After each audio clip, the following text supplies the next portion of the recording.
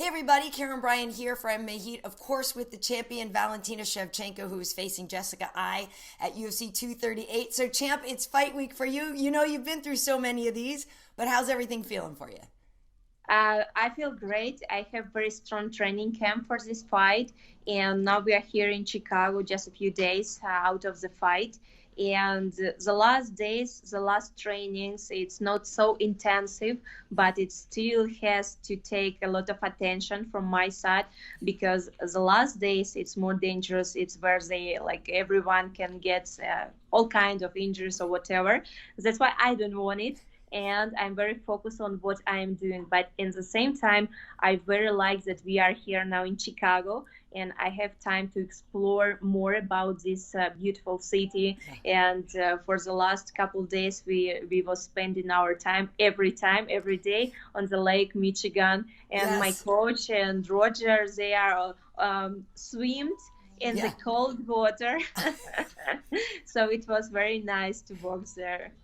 Yeah, no, it's a beautiful city, and it's interesting you bring up the point of people getting hurt on Fight Week because it really does happen. I feel like every day on Fight Week, you open up Twitter, you're like, oh no, like what other bad thing is going to happen? But for you, when it gets to this point, you're taking everything into consideration. But how much weight do you have to cut? Because it always seems like 125 is pretty much very easy for you. It's very easy, and I'm already almost in the 125. Oh, okay. So after training, I maybe like I just 4 pounds over, Yeah. and it's like totally nothing. It's just a little bit not eating one day, Yeah. a little bit sweating, and I'm in the weight. So it's not the big deal for me. The weight, luckily for me, it's never was some issues that it was like a problem for me. Good for you. Just keep the blinders on when you walk by all the pizza and the sausage. And I mean, Chicago has incredible food. Yes, yes, it is. It's I'm okay with this because of course, I know there is so many great food like all around. Yeah. But for me, I know I will suffer a little bit right now, but I will enjoy it after the fight much more. Yes, you will. Absolutely. Well, listen, Jessica is a tough opponent. This is a woman who, when she came into the UFC, she had to fight a bantamweight, much like yourself. You guys didn't have 25, and she had some mixed results there. But after stepping away, she's come back really strong, putting together 3 wins in a row here. So how do you feel about facing her in terms of where she might be dangerous? She's MMA fighter. She's fighting stand-up, wrestle, like jiu-jitsu. So she's saying that she's gonna use wrestling. But I was faced so many different kind of opponents. And for example, Juliana Pena wanted to submit me. Yeah. She could not. Holly Holm wanted to outstrike me. She could not. Right. So doesn't matter what she has a plan. Jessica, I have more plans against her. Right. Yeah, I mean, on paper, you are a big favorite. I feel like kind of in everybody's minds, you are the gold standard for a champion and for a professional mixed martial artist. I mean, do you really feel it's weird if somebody were to say, where's Valentina's holes? I don't know where they are. But really, everybody feels like they're going to figure you out. Has there been an opponent now that it's all in the rearview mirror that's like come the closest to figuring you out? um you know they will try, they Yeah. will try every time, they will say every time, they will say whatever, Yeah. that they already figured it out and they know what to arms use against me. Right. But it's everything just talking, because when she's gonna be inside with in the cage with Yeah. me, she's gonna feel totally different. Right. They every time have plans before the fight, Right. but when the fight is starting, it's only me and my opponent, Right. and nothing else gonna help her in this fight, because I'm coming for victory and to make as much damage as I can. That's why I'm every time focused, and I every time like prepared for the fight. Well, yeah, I mean, there have been fights that haven't gone your way, let's say with the ones with Amanda, but they were close. You've never been beaten up. I mean, that's a fair statement. Yes, it was not the same way as I wanted. It's of course like not every time you can have the result what you want, Right. but this is a fighter's life. This is make us stronger, and I'm kind of the person I never look back. I every time looking forward and making me stronger and more dangerous opponent for anyone. Well, yeah. And this is why I'm training so hard.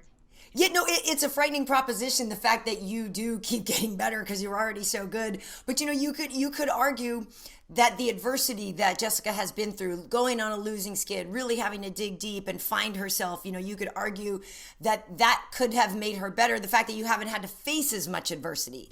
So what would you say to that? I would say that doesn't matter what, doesn't matter how, doesn't matter who, I'm gonna be better. That's a drop the mic statement. I feel like we should wrap it up. But I actually obviously have more questions for you. But with the adversity, let's talk about your sister, right? So I saw you recently. We were in Russia. Antonina had a fight. It was a great fight, but it didn't go her way. Does that mess with you at all for your momentum in your camp? How could you use, her fight to make you even more focused on your own? I every time focused on my fights. Yeah. And of course I was like I said, as I said, not every time things could go our ways. Yeah. And every time we have to take experience from any experience. Mm-hmm. And I would say about the fight of Antonina, if in the third round when she turned the position and she was on top position. Yeah. On the ground, if she would stay there, she would win the fight. Yeah. But we have the result what it was, and Antonina, she is looking forward to go back in to the on the fighting, and she's looking for the date and the name for her next opponent. Right. So she's already starting training, and she never rested after her training, and I'm sure that she's gonna back and she do great things because she's very strong fighter and she has very strong mentality. Yeah. Well, it really was a very good fight. And, they always say you learn more in defeat. So if it had to happen, it was a great showing for her. But, you are so often the favorite. And I'm curious what you prefer. Would you prefer to be an underdog in a situation, or do you like to be the favorite? I don't care because I'm never looking at these things, because for me the most important it's my preparation, my mental condition, physical condition, and it doesn't matter what positions they're gonna put me favorite on underdog. I'm gonna do the same to prepare for the fight as good as I can. Nice. And so where have you been preparing? You're famous for traveling the world. I've written this whole backstory for you, Valentina. I have a lover in every port for you. I have you, traveling the world and just like learning everything and eating the best food and everything. But no, for real, where did you do most of this one? Were you in, Colorado and Vegas? Where have you been? If we are speaking about this training camp, I started it in Thailand, in Tiger Muay Thai gym, my gym. And then we went to Russia, to Kyrgyzstan, and the final 1 month we did in Las Vegas in UCPI. So I would say it's difficult to define just one place where it was the best, because any place gave different feelings, emotions, and experience. So my favorite things is continue to traveling and continue to explore. Nice. Have you run into Jessica at all, though? Because I know she had moved from Cleveland and she's been training in Vegas. Have you guys seen each other at all? Yes, sometimes after the training we saw each other, but she changed her how she is after the fight was announced, because before it we even saying hello to each other, and I didn't have an intention to change something, but looks like it was not what she is thinking in her mind. But what I can say, she posted different silly stuff on her social medias, and I say that if she's thinking that to be ignorant person gonna help her inside the octagon during the fight, she's mistaken. Yeah, I feel like everybody, people are trying to figure out a way to get in your head or something like that? I mean, has it ever happened? I know the Nico Montano situation was frustrating, but I don't feel like she ever was like in your head, you know? No one can go inside my head. They are not too strong for this. Yeah, I believe it. I believe that very much. And you, listen, what are you going to do after this if you're victorious? I don't, on the card, you also have Caitlin Chukagian and Joanne Calderwood fighting. These are both women that are looking to get a shot at the title. Do you feel like maybe the winner of that would be next if you're victorious against Jessica? I would like to fight anyone. Yeah. Never it was some kind of preferences for me.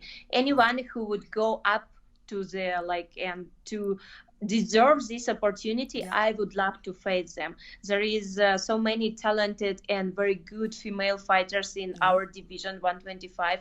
So I'm ready for anyone. Nice. Well, most people don't think you will lose. Most people think you're going to be a very long reigning champion. Do you have an idea in your mind of what you want your reign to be like, or what kind of legacy you want to build? Obviously, you've already built an incredible career. But when you think about what you want to achieve, how close are you to ticking things off the list? I think it's not the right things, to start right now to speaking about what legacy you want to leave for the people or something like this. It's not the right way to do it. Okay. You have to just do your thing, to enjoy what you are doing, to love what you are doing, and what you're gonna live with your personality, with your example, with anything. But the number one, you have to love what you are doing. And I am martial artist. I do martial art during all my life. Yeah. That's why I very love this this way what I'm doing. Yeah. And I just want to do my thing, and martial arts is my thing. Nice. Well, and it does seem like you're having, I don't want to say more fun, because we don't know what you were thinking all along, but certainly as you've progressed in the UFC, we've just gotten to know you more. Your personality has come out more. We've seen more dancing. We've just seemed to get to know you better. Is that by design, or was that literally just because you became more comfortable being in the UFC? No. I think it's just people want to know a little bit more about me, and they are starting to learn about me. But I was like this all my life. Yeah. I never was hiding anything. Good. And I very like that I can show, and people can see what how is my life outside of the octagon, and my passions, my hobbies, because I think it's very it's great, and it's very I'm happy that I have these kind of opportunities right now. Yeah, you look like you have the time of your life. And how good of a shot are you? Because the only other Russian, a Belarusian friend of mine, Vladimir Matyushenko, who used to be in the UFC, had a bunch of guns too. And we were at his house one time, and he was talking about how far he could nail someone. I guess he was a sharpshooter at one point. But how good are you? My sister Antonina, when we was living in Latin America, she became Peruvian champion in IPSC. It's like in US they call IPSC Federation. Okay. She became Peruvian champion. I won different tournaments as well. Yeah. And I very love to compete. And I'm also sharpshooter. Nice. And the big fan of the gun culture, because for me it's like the gun, it's a symbol of gentlemanliness. Okay. And it's very every time it was part of human history. That's why we have to learn it and respect it and know how to use it, because for me it's very good sport when where you can practice your skills, and it's also help with your reaction for the mixed martial arts as well. Yeah, no, I certainly enjoy shooting guns, but I can't take it over to where I'm hunting. I can only hit a target. That's it for me. This kind of competition like IPSC, IDPA, Trigun, it's all about targets, Yeah. but it's different style of competition because it's not the Olympic version, but you are just have to be very precision. Right. But it's some kind you have to move. If you have any problems with your gun, with your magazine, you have to be able to resolve it and continue competition. So it's accuracy, power, and speed all together coming in one. So there is different position you can shoot from the sitting position, standing, lane position. So it's very active. And I would say it's like MMA among the shooting.